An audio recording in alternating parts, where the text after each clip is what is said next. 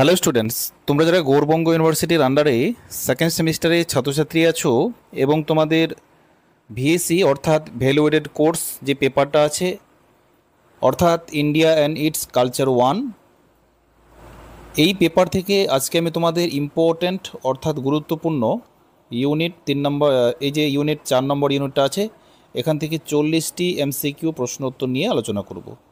দেখো, তোমাদের যেহেতু ভিএসসি মানে তোমাদের 25টি এমসিকিউ থাকে পরীক্ষায়, ফুল মার্কস। এবার দেখো কোন প্রশ্ন কোথা থেকে চলে আসবে সেটা কিন্তু বলা খুবই টাফ। মানে এমসিকিউ যেমন নির্দিষ্ট পার্টিকুলারভাবে কিন্তু বলা যায় না, কিন্তু এই প্রশ্নগুলো থেকে একটা তোমরা আইডিয়া পাবে তোমাদের এমসিকিউ কী ধরনের হবে, সেটা কিন্তু তোমরা আজকের এই ক্লাসে তোমরা একটা স্বচ্ছ ধারণা কিন্তু তোমরা নিতে পারবে। তোমরা শেষ পর্যন্ত ভিডিওটা দেখো, আর এখানে খুবই গুরুত্বপূর্ণ প্রশ্নগুলো এখানে তুলে ধরেছি আমি। তোমাদের অবশ্যই এখানে এই প্রশ্নগুলো পড়লে উপকার হবে। দেখো, প্রথম যে প্রশ্নটা, কোন প্রাচীন ভারতীয় গ্রন্থে বৈদিক যুগের স্তোত্র ও আচার অনুষ্ঠান রয়েছে? এখানে 4টি অপশান আছে, সঠিক অ্যান্সার ঋগ্বেদ। বৈদিক সভ্যতা প্রধানত ভারতীয় উপমহাদেশের কোন অঞ্চলে বিকাশ লাভ করেছিল? এটা হবে উত্তর ভারত, অপশান ঘ। তারপরে নেক্সট প্রশ্ন, বৈদিক গ্রন্থগুলি, এখানে বলা হচ্ছে বৈদিক গ্রন্থগুলি কোন প্রাচীন ভাষায় রচিত? এটা হবে সংস্কৃত ভাষায় রচিত। তারপরে প্রশ্ন, বৈদিক বৈদিক সভ্যতার সময়কাল মোটামুটি মধ্যবর্তী সময়ে, এটা হবে অপশান ঘ, মানে 1500 থেকে 500 বিসিই, ঠিক আছে, খ্রিস্টপূর্ব। তারপর প্রশ্ন, ঋগ্বেদকে অনুসরণ করে রচিত কালানুক্রমিক গ্রন্থগুলি কি কি? এখানে অপশান খ হবে সঠিক অ্যান্সার, তার মানে যজুর্বেদ, সামবেদ, অর্থবেদ, এটা হবে সঠিক অ্যান্সার। নিচের কোনটি বৈদিক দেবতা ছিল না? এটা হবে শিব, কিন্তু বৈদিক দেবতা ছিল না। তারপরে প্রশ্ন, বৈদিক যুগে 4টি প্রধান সামাজিক শ্রেণী বা বর্ণ বলা হতো, সেগুলোর নাম হচ্ছে অপশান ঘ, যেমন ব্রাহ্মণ, ক্ষত্রিয়, বৈশ্য, শূদ্র, এগুলোকে বলা হতো সামাজিক শ্রেণী বা বর্ণ। বৈদিক যুগে যজ্ঞকে কি বলা হতো? এটা হবে হোমাস, অপশান ঘ হবে সঠিক অ্যান্সার। তারপর প্রশ্ন, বৈদিক দেবতাদের পূজা করা হতো প্রধানত আচার ও বলিদান দিয়ে, অপশান খ হবে সঠিক অ্যান্সার। কোন নদীটি প্রায়শই বৈদিক সভ্যতার সাথে জড়িত? এটা হবে সরস্বতী, অপশান ঘ সঠিক অ্যান্সার। তারপর প্রশ্ন, বৈদিক সমাজ ছিল প্রাথমিকভাবে, এখানে 4টে অপশান দেখে নাও। সঠিক অ্যান্সার হবে পিতৃতান্ত্রিক, অপশান খ।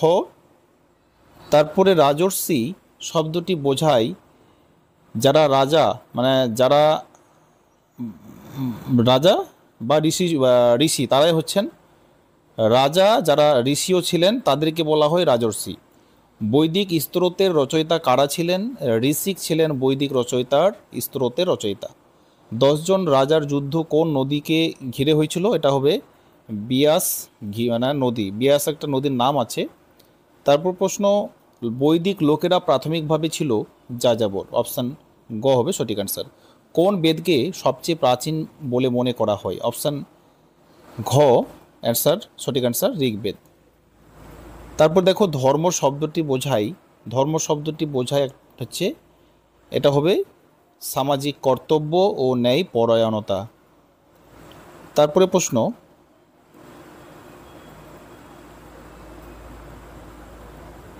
বৈদিক যুগ কোন যুগের পর ছিল?